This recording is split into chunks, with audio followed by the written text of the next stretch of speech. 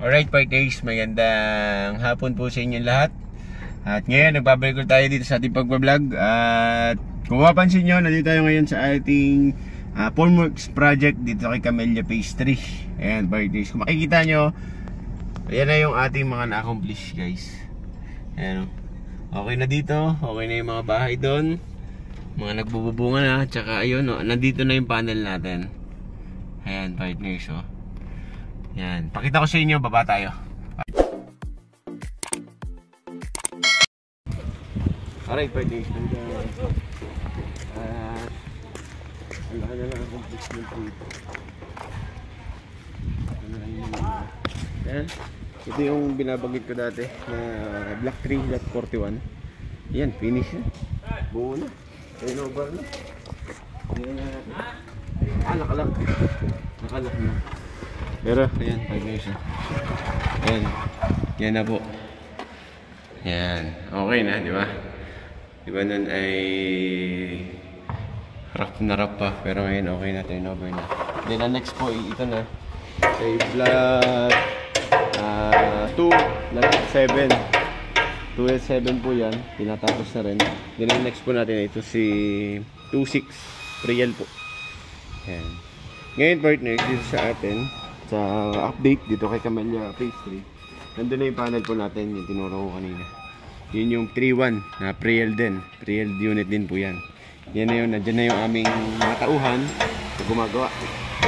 Then dito, nabuhusan na yung second floor din ito, yung 345 at saka ni 34. Yan, okay na rin partners, buo na. Then dito sa taas, doon sa may mga may-ari na Ryan, ito na po si 312. Yan na yung kasunod namin, isa second floor pa.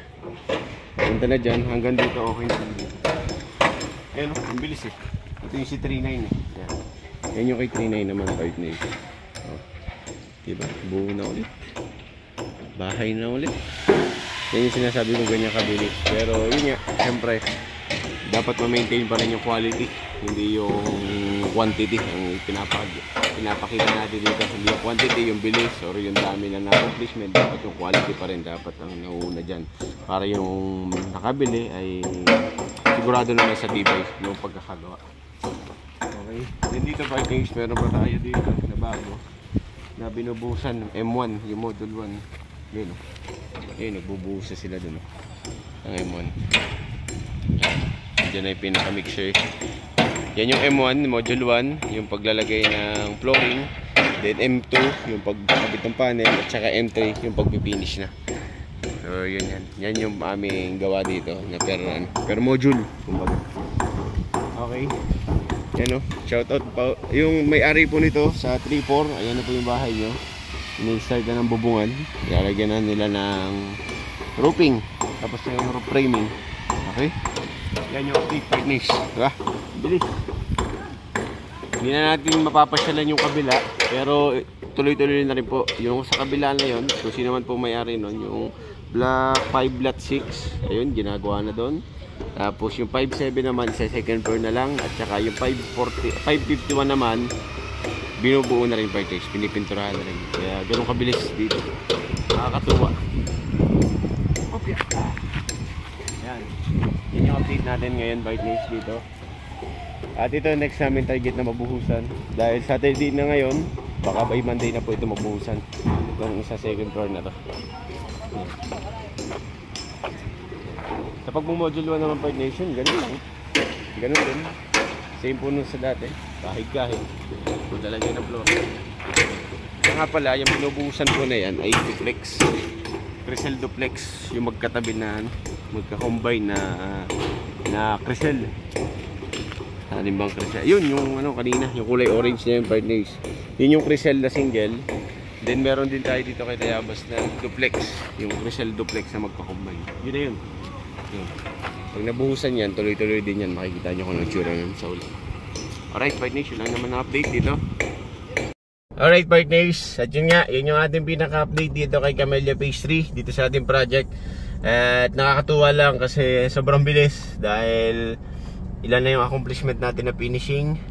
Isa, dalawa, tatlo, apat na bahay po yung ongoing for module 3. At sa module 2 naman ay kakaunti na po ang gagawin namin. Siya nga pala, sa totoo lang partners, ma-explain ko na rin po sa inyo para sa mga nagtatanong kung akin ba lahat yung kontrata na yan o akin lahat yung pangontrata dito. Hindi po partners, meron po akong kasamahan dito na contractor din siya. Kasi sabi ko nga po kanina, per module kami dito.